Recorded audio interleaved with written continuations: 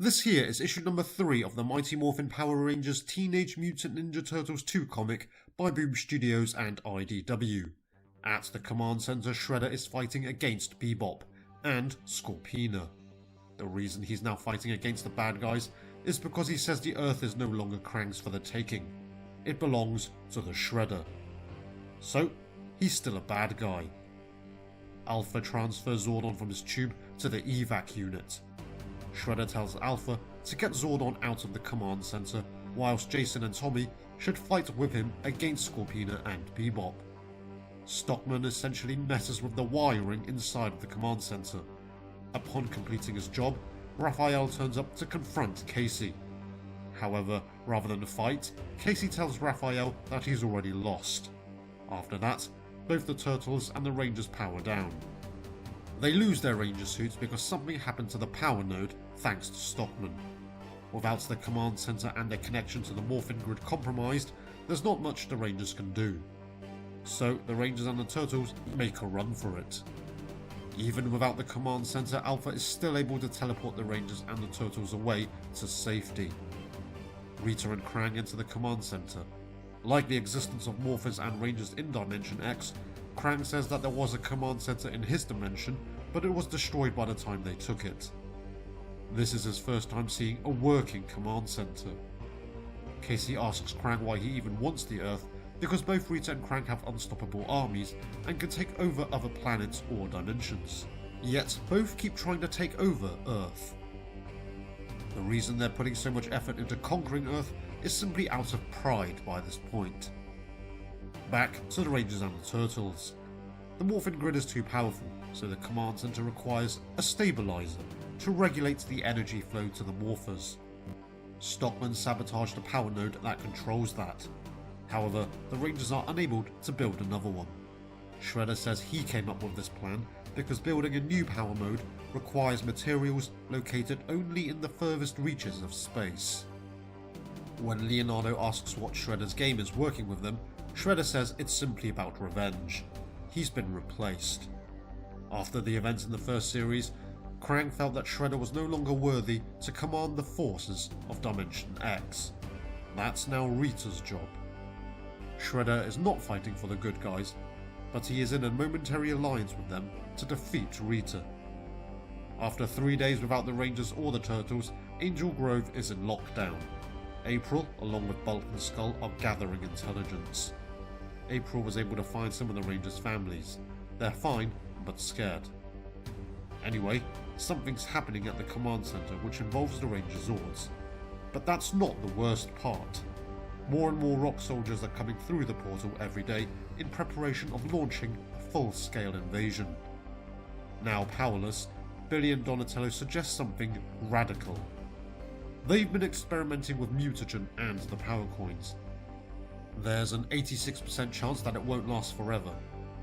Instead of trying to be Rangers again, they could try to be more like the Turtles. So, the Rangers and the Turtles teleport into the city as Rocksteady and Bebop threaten everyone. Leonardo says it's Morphin time for Jason's team. However, Jason says no, it's mutating time. And so the Rangers bring out their Morphers with mutagen and mutate into their respective dinosaurs and some kind of Dragon Zord. It's both cool and terrifying. To get an idea of what a mutant is like compared to a Ranger, Trini in her saber-toothed tiger form can smell the rock soldiers. She roars like a tiger, and she says that putty patrollers smell like gingerbread. So without their standard Ranger powers, the Rangers now have the abilities of their respective dinosaurs. Jason as the Tyrannosaurus has great strength. Billy is able to use the Triceratops tail to chop the heads off the putties. Now, Leonardo says that Tommy is a dragon, but that dragons don't exist. Fire-breathing dragons like the Dragon Zord anyway. Tommy says he stopped trying to figure out the Morphin grid a long time ago. So this lack of an explanation is why Tommy mutated into something we associate with dragons, and not a Zord. And now it's time to shed some light on what Casey is up to. Leonardo was about to fight him, but then Casey throws something over to him. It's a mobile portal generator. Donatello will know how to work it. The power node is being kept in Krang's stronghold in Dimension X. So here's the situation. All of Krang's forces are in Angel Grove, so Krang's stronghold is defenseless. Now's the time to go and destroy it, so there are no more invasions. The reason why Casey played both sides is because he saw the size of both Rita's and Krang's armies and knew Earth would lose. So he wanted to go on the offensive against the bad guys and act as the Rangers and Turtles' inside man to help them out. It's quite an elaborate plan for Casey. Given that this is the first time the Rangers have mutated, it doesn't go smoothly for everyone. Kimberly is the only one with wings, and as she tries to fly, she falls on top of a car instead. Master Splinter arrives on the scene, saying that he helped several young mutants harness their skills and protect their city years ago. Today, he intends to do it again, and it makes sense too. Splinter brought out the best in the Turtles. He could do the same for the Rangers in their mutated forms. So, the Rangers are staying to fight in Angel Grove. The Turtles, along with Shredder, open a portal, and together they head into Dimension X.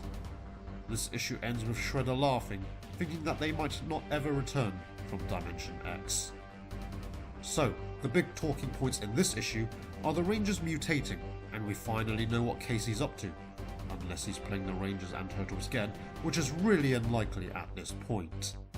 Seeing the Rangers mutated was fun and all, but a bit freaky at the same time. The Dragonzord mutation was a bit weird, and it will only make people continue to wonder why Tommy always called out Dragonzord when morphing, and not simply Dragon or Green Dragon, to mirror the White Tiger call he shouted in the movie.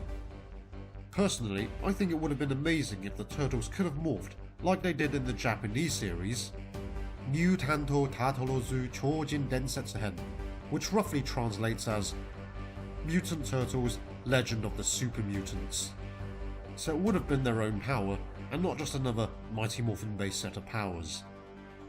That would, however, leave April out from having a Ranger form though. I just think the armoured Turtles look in the animation would have been fun to see in this comic, whilst the Rangers were mutated.